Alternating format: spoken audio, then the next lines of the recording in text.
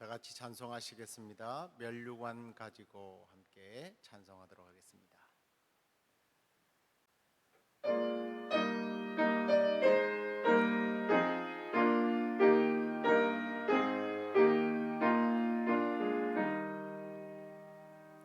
면류관 보소서 주 앞에 들이세 저 천사 기쁜 노래가 온 땅에 퍼지네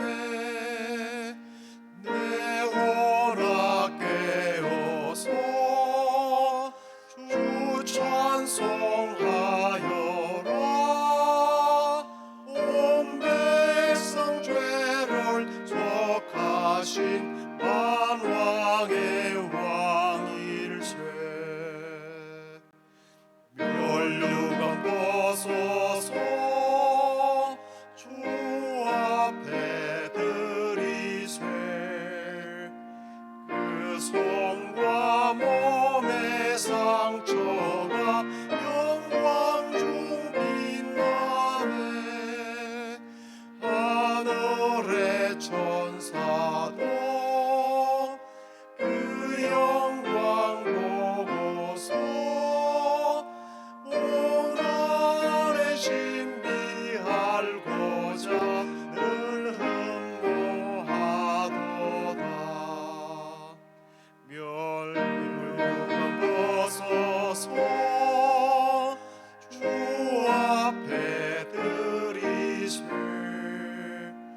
온 세상 전쟁 그치고 참평화 오겠네 주 보좌 앞에서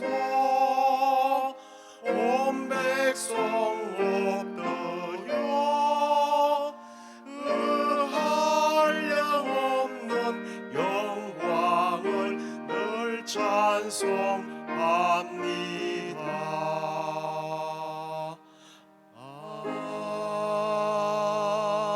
아멘.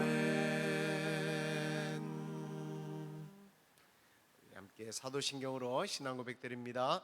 전능하사 천지를 만드신 하나님 아버지를 내가 믿사오며 그 외아들 우리 주 예수 그리스도를 믿사오니 이는 성령으로 잉태하사 동정녀 마리아에게 나시고 본디오 빌라도에게 고난을 받으사 십자가에 못 박혀 죽으시고 장사한 지 사흘 만에 죽은 자 가운데서 다시 살아나시며 하늘에 오르사 전능하신 하나님 우편에 앉아 계시다가 저리로서 산자와 죽은 자를 심판하러 오시리라.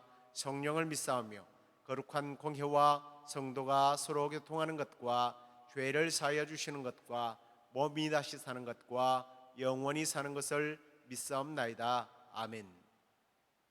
우리 찬송 한 장 더 하도록 하겠습니다. 예수 우리 왕이여 함께 찬양하도록 하겠습니다.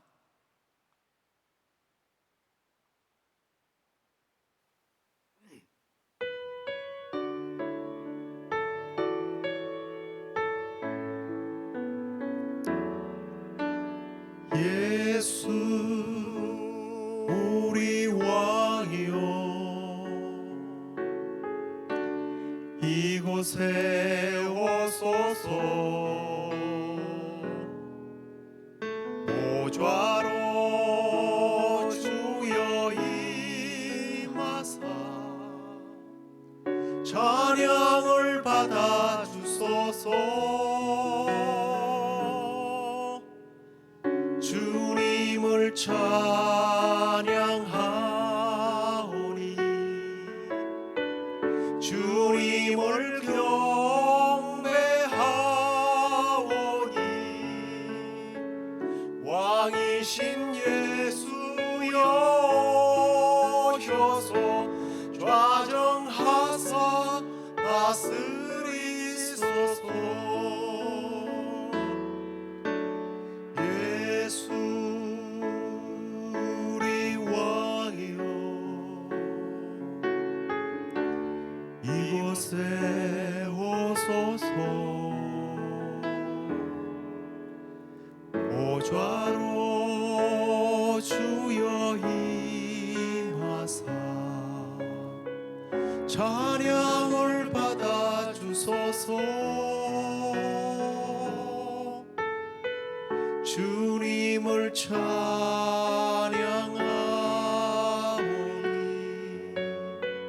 주님을 경배하오니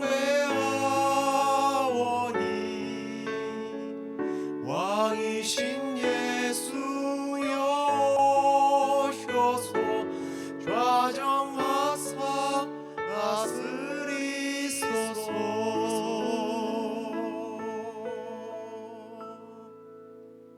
아멘. 이제 하나님 말씀 함께 읽도록 하겠습니다. 요한계시록 17장 14절 말씀입니다.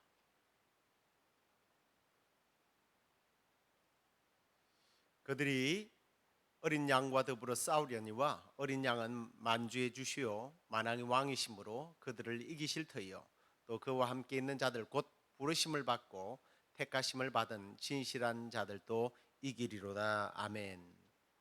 오늘은 요리 강의 16번째 시간입니다. 왕이신 그리스도에 대해서 함께 나누도록 하겠습니다. 먼저 우리가 이제 질문 내용을 한번 볼까요? 그리스도께서는 왕의 직분을 어떻게 행하십니까? 그리스도께서 왕의 직분을 행하시는 것은 우리로 하여금 자기에게 복종케 하시고 우리를 다스리며 보호하시고 자기와 우리의 모든 원수를 제지하여 이기심으로 하십니다. 오늘은 이제 8일에 함께 나눴던 교리, 오늘의 묵상, 왕으로서의 그리스도에 대한 더 깊은 묵상으로 함께 은혜를 나누려고 합니다. 우리가 예수님을 호칭할 때요, 예수 그리스도라고 이제 부르게 되는데, 이 그리스도라고 하는 말은 기름을 부음 받은 자, 기름 부으심을 받은 분이라는 뜻이라고 말씀을 드렸습니다. 유대 민족은 이렇게 대대로 이 기름을 부어 세우는 직책들이 있었는데요. 지난번에 나누었습니다만 선지자 그리고 또 제사장, 왕입니다. 지난주에는 우리가 선지자와 제사장으로서의 예수 그리스도에 대한 내용을 나누었고요. 오늘은 이제 왕이신 예수 그리스도에 대해서 말씀을 나누는데, 하나님께서는 이 세상을 창조하신 후에 그 창조의 질서 속에서 살게 하셨습니다. 우리 인간이든 뭐 동물이든 식물이든요. 근데 이 질서라고 하는 말의 또 다른 말은 법이라는 의미를 가지고 있습니다. 하나님께서 지으신 모든 만물 속에 어떤 법칙을 두었다는 거예요. 그 자연에게 있어서는 자연의 법칙을, 또 인간에게 있어서는 인간이 지켜야 할 룰을 만들으셨습니다. 그런데 유독 사람에게, 특별히 사람에게는요, 생육하고 번성하며 모든 생물을 다스리는 축복이자 명령을 하달하셔서 이제 에덴 동산에서 그것을 다스리는 그런 복을 허락하셨습니다. 그러면서 하나의 법을 만드셨는데, 선악을 알게 하는 나무의 열매는 절대로 먹어서 안 된다라고 하는 법, 그 명령을 하달하셨습니다.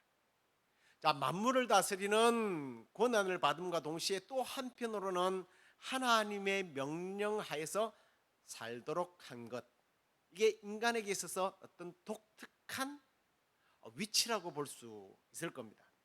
그래서 인간에게 있어서 창조 질서는 위로는 하나님을 모시고 섬겨야 하고 아래는 만물을 다스리는 존재로 살게 된 거죠. 한편으로 보면 축복과 소명을 가진 자유인의 삶을 살게 된 것입니다. 그런데 우리 인류의 조상 아담과 하와는 이 축복, 이 자유를 남용하게 됩니다. 하나님께서 금하신 그 선악을 알게 하는 나무의 열매를 먹음으로 하나님의 명령을 어기게 됩니다. 자, 그 불순종은 하나님 왕이신 하나님의 권위를 인정하지 않겠다는 거예요. 나에게 주어진 이 자유를 누리는 것이 아니라 방종한 겁니다. 망종한 거죠. 그로 인하여 죄와 죽음의 종으로 이제는 인간들이 전락을 하게 됩니다.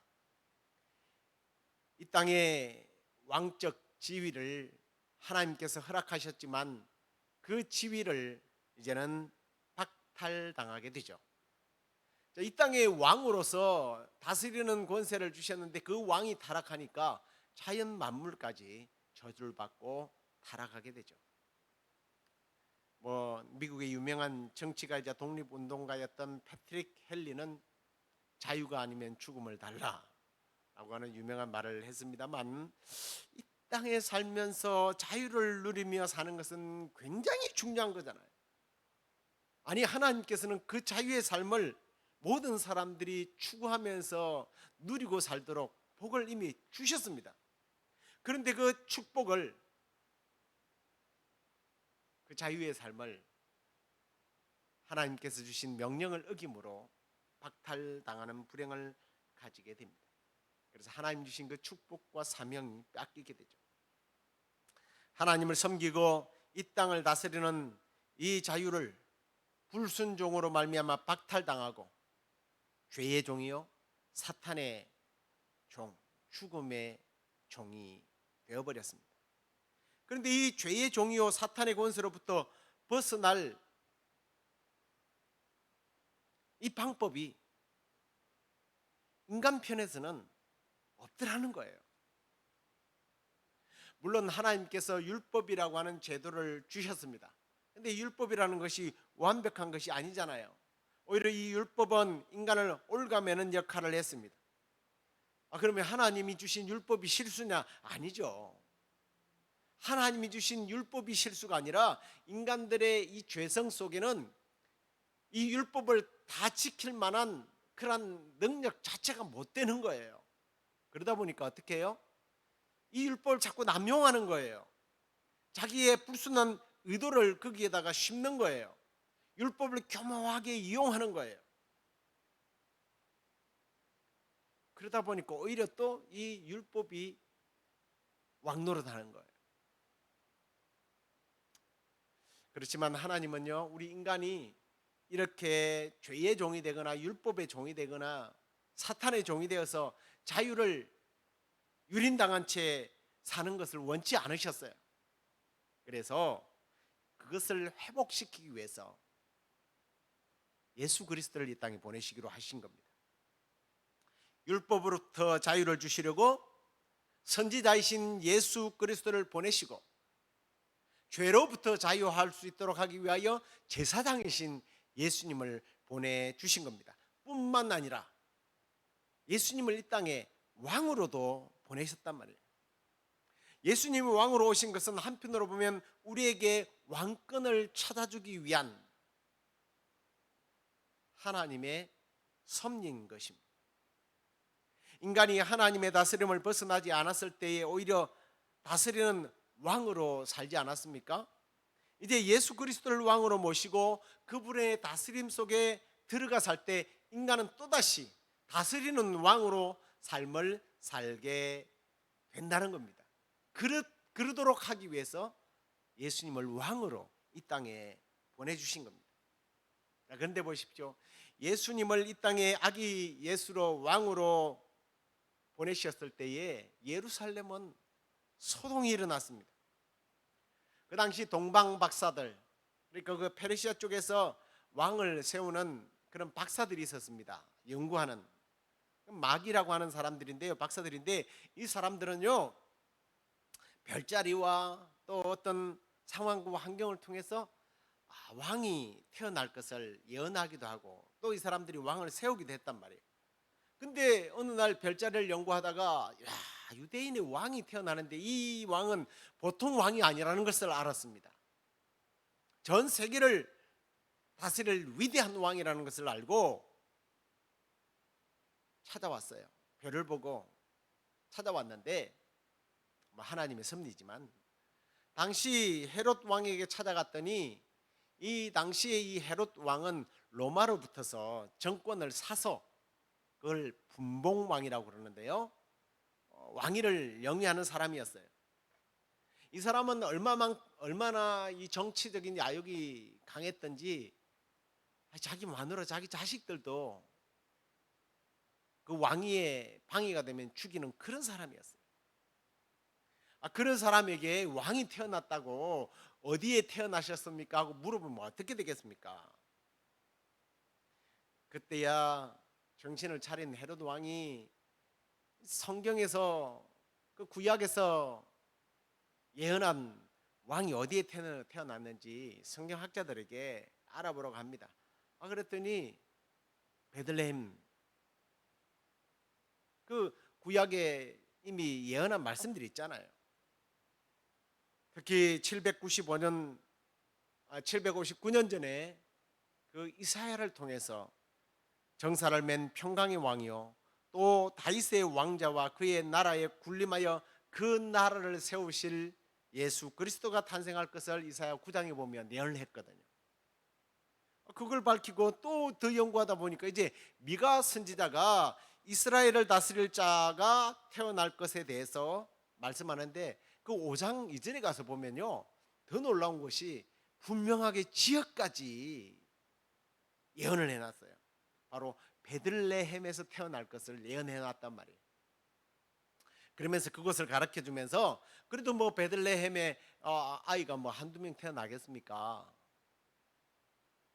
그래서 박사들에게 가서 그 왕을 아련하고 나면 나에게도 알려달라. 그런데 동방 박사들이 천사를 만나서 헤롯에게 가지 말라는 소리를 듣고 그들은 딴 길로 가버렸습니다. 이에 분노한 헤롯 왕은 이 베들레헴에 사는 2살 아래의 남자애들을 다 죽이는 그런 끔찍한 학살 행위를 하죠.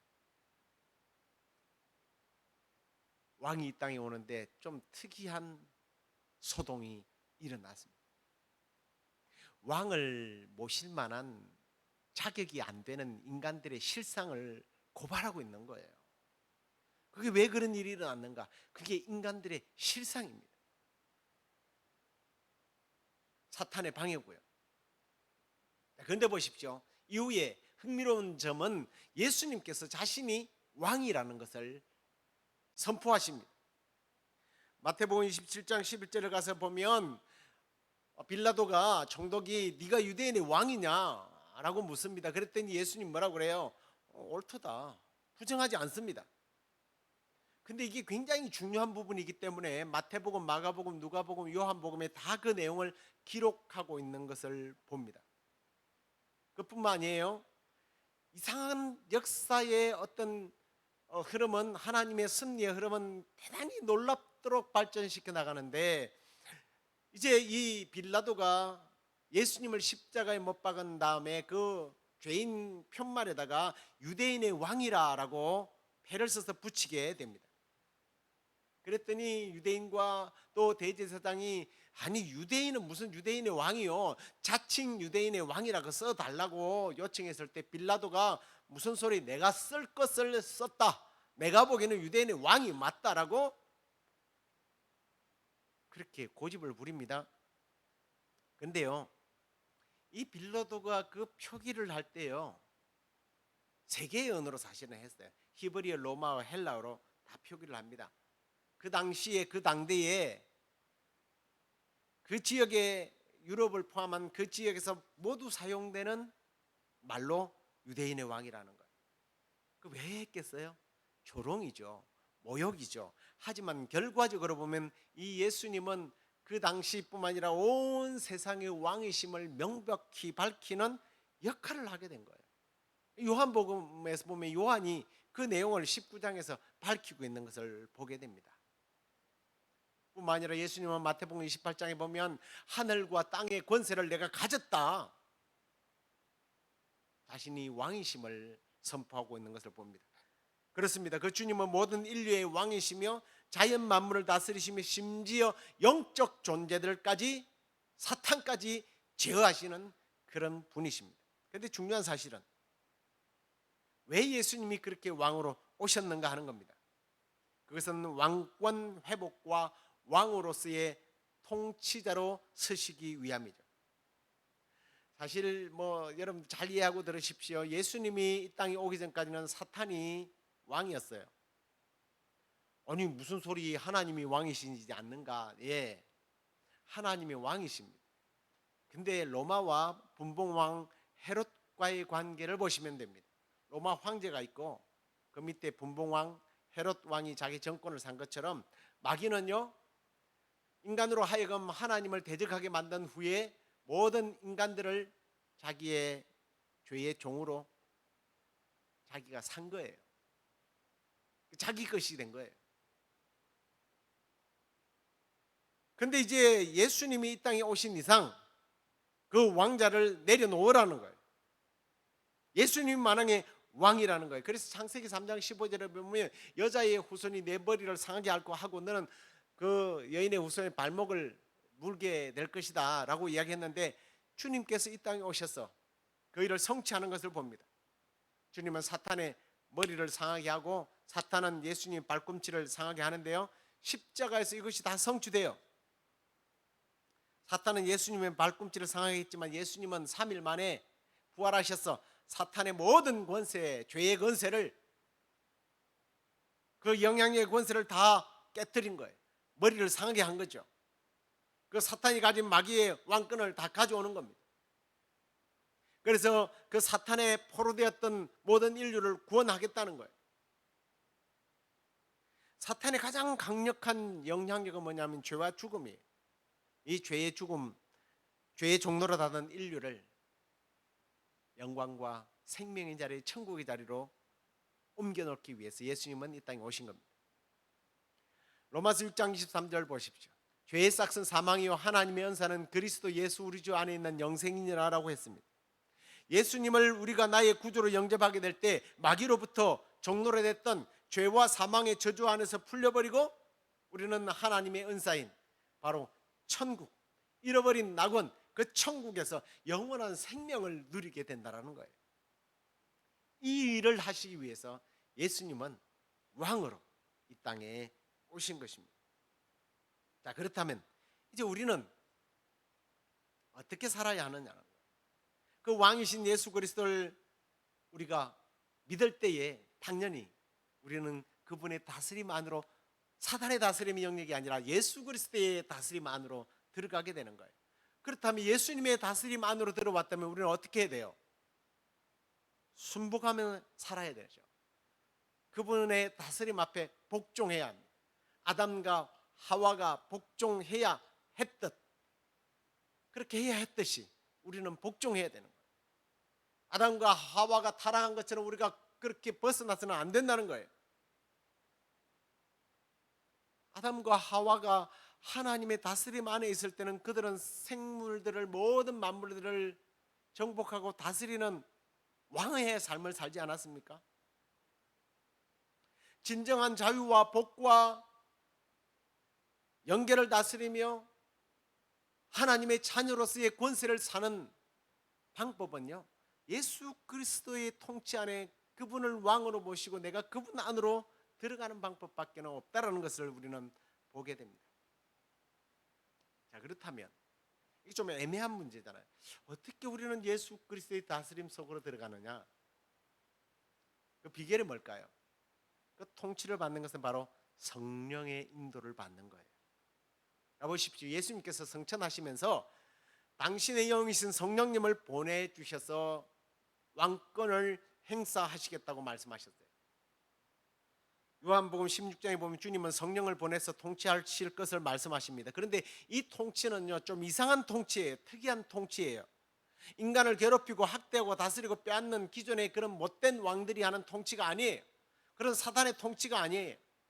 성령님이 우리 안에서 통치하시는 것은 우리를 진리 가운데로 인도하시는 거예요. 장래일을 보여주시는 거예요. 주님의 영광 가운데 참여하도록 하시는 거예요. 우리를 선한 길로 인도해 주시는 거예요. 도우시는 통치예요. 도우시는 통치. 이 통치를 뭐라고 그러냐면 우리는 생명의 통치라고 말합니다. 생명력 있는 통치라는 거죠. 그래서 성령님의 통치는 진리 가운데로 인도하시기 위하여 죄에 대해서, 의에 대하여, 심판에 대해서 책망하고 가르치시겠다는 거예요. 죄에 대해서 책망하시고 의에 대하여 도우시는데 바른 기준을 제시하신다는 겁니다. 인간의 힘과 능력이 아닌 예수 그리스도에 의한 믿음으로서의 삶을 살게 하는 그런 은혜의 역사를 성령님께서 해나가시겠다는 거예요. 심판에 대해서는 또 어떻습니까? 경고하는 거죠. 우리가 다른 길로 가면 아담과 하와와 같은 삶을 살게 되고, 성경의 수많은 기록들 가운데 하나님을 떠났던 사람들이, 배반했던 사람들의 그 잘못된 길이 무엇인지를 보여주는 거예요. 생명의 통치력입니다. 생명 통치 은혜, 이걸 성령님을 통해서 다스려 나가시는 거예요. 이제 말씀을 맺겠습니다. 하나님의 백성들을 죄로부터, 율법으로부터, 사망으로부터, 사탄으로부터 해방시키기 위해서, 그래서 영원한 생명을 누리고 살 수 있도록 그 일을 하시기 위하여 우리 주님은 왕으로 이 땅에 오셨습니다. 잠시 사탄의 방해는 있었지만 오히려 그 일을 통해서 완벽하게 부활 승리함으로 사탄의 머리를 깨부수고 우리를 성령님을 통하여 계속해서 통치해 나가시는 왕이신 예수 그리스도 앞에서 우리는 그분의 재림을 기다리고 그분의 통치 속에서, 다스림 속에 순복하고 순종하는 삶을 살아야 할 줄로 믿습니다.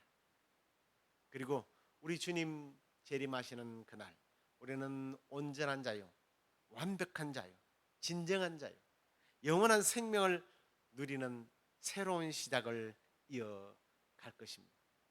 모든 것이 완성될 것입니다. 그 우리의 왕이신 예수 그리스도의 탄생을 기다리는 이 성탄의 시즌에 다시 한 번 더 내 삶에 예수 그리스도가 참 왕이신지, 누가 내 삶의 주인인지 다시 한번 되돌아보면서 왕이신 예수 그리스도와 함께 그분이 오시는 그날까지 성령의 통치를 받으면서 승리하며 살아가는 저와 여러분 모두가 되기를 주의 이름으로 축원합니다. 기도하겠습니다. 만왕의 왕이시여 만유의 주시로 우리에게 오셔서 사단의 권세로부터 우리를 빼앗아 하늘나라 백성, 하나님의 백성, 하나님의 자녀가 되는 권세, 우리도 왕으로서의 삶을 살 수 있는 그러한 복을 허락하시기 위하여 이 땅에 오신 예수 그리스도의 탄생을 주님 감사하며, 이제 우리가 남은 생애 동안 왕이신 예수 그리스도의 통치 속에서 순복하고 말씀 따라 사는 저희들 되게 하여 주시옵소서. 그리하여 예수 그리스도 안에서 온전한 자유와 진정한 자유와 영원한 생명을 계속해서 누려나가는 저희들 되게 하여 주옵소서. 주님, 이 시간에 왕이신 예수 그리스도의 권위로 주님, 혹시 질병에 호로로 사로잡혀 있는 우리 성도들이 있습니까? 그것이 하나님의 영광을 위한 것이라면 이제 하나님의 영광을 드러내시고, 혹시 악한 사단의 저주와 악한 사단의 괴계에 의하여 주님 질병을 앓고 있는 성도들이 있다면 이 시간에 예수 그리스도의 권능으로 주님 그 모든 악한 영들과 그 악의 질병과 병마를 물리치시고 예수 그리스도의 이름으로 회복되는 역사가 있게 하여 주시옵소서. 주님 앞에 이 시간에도 참으로 우리의 모든 필요를 왕이신 예수 그리스도 앞에 내려놓을 때에 주님 풍성하게 응답받는 복된 시간 되게 하여 주옵소서. 예수 그리스도의 이름으로 기도드리옵나이다. 아멘. 하늘에 계신 우리 아버지여, 이름이 거룩히 여김을 받으시오며 나라의 임하옵시며 뜻이 하늘에서 이루어진 것 같이 땅에서도 이루어지이다. 오늘날 우리에게 일용할 양식을 주옵시고 우리가 우리에게 죄 지은 자를 사하여 준 것 같이 우리의 죄를 사하여 주옵시고 우리를 시험에 들게 하지 마옵시고 다만 악에서 구하옵소서. 대개 나라와 권세와 영광이 아버지께 영원히 있사옵나이다. 아멘.